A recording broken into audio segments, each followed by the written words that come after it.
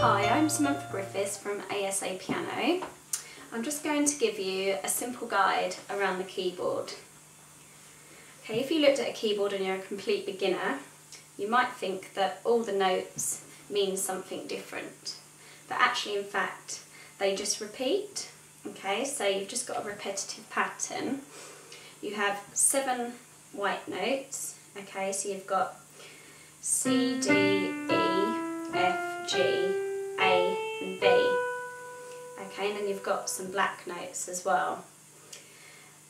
Okay, so with this, if you think that they're kind of shown, if you work it in octaves, okay, so C, D, E, F, G, A, B, and then you get to C again. Okay, and then this sequence just repeats up the piano or down the piano. So then you've got C, D, E, F, G, A, B, C. Okay? Another way to look at it is if you use C's as your kind of referral notes. Okay, if you look at the black notes, if you think the set of 2, the first black note, okay, just down from this to the left is C, okay, and this will happen every time. So if you go up, first black note, if you come down, you've got another C. Okay, so this is again, this will help you find notes. Okay, another thing, sorry, that you might hear me say in some of my videos is, I might say to you, okay, you're going to start on E, and it's the E just above middle C.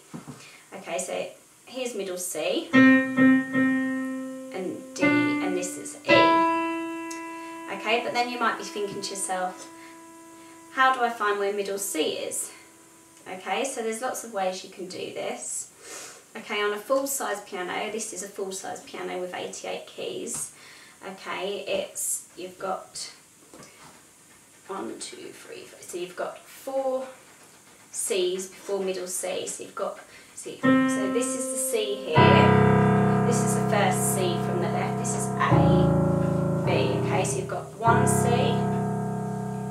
You've got 2 C's. You've got 3 C's. And you've got 4 C's. On the 4th C, this is middle C, which is commonly used as your referral note. Okay, because it kind of splits the keyboard into 2. So notes below middle C you generally use with your left hand. Notes above middle C you generally use with your right hand.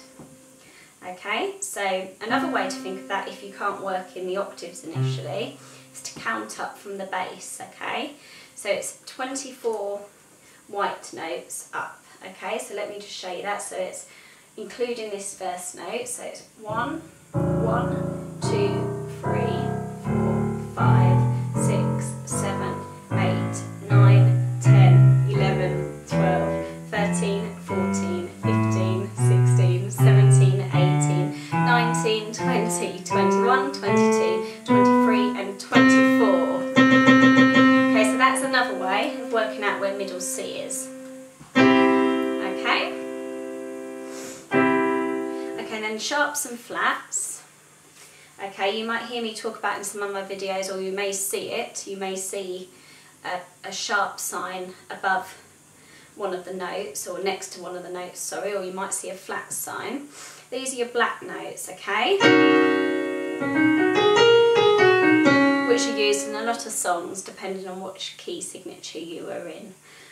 Okay, so if I was to say to you work in sharps, okay, and the piece of music you're looking at on my videos is in sharps and you keep seeing the sharp sign, okay, if you're thinking to yourself, well, how do I know which is F sharp? Okay, go to F, so C, D, E, F, okay, and sharps are to the right of your white note, yeah? So here's F. If it says to you you need to play F sharp, you're going to play F sharp every time, which is this one, as opposed to F. Okay, so general rule, sharps are to the right of a white note. Again, just one more example, if it says on there C sharp, here's middle C, sharps are to the right, So here you go. Okay, then flats. Okay, so you may see some flats in some of the videos. Okay, flats are to the left of a white note. So if we find B, for example, so C, D, E, F, G, A, B. Okay, flats are going to be to the left. Okay, so here's B and the flat is B flat. Okay, so okay, if you're getting confused maybe by a little bit by what I just said about, so say, because a sharp can be a flat as well, it just means, you know, what it means is it depends which direction you're going up the piano, okay, which key signature it's in. So, for example, B flat will be the same as A sharp, okay, but it just depends which key it's written in and which direction the note is going up the piano, okay.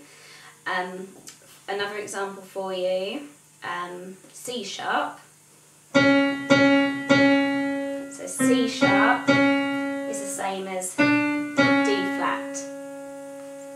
Okay, just to help you a little bit more with that.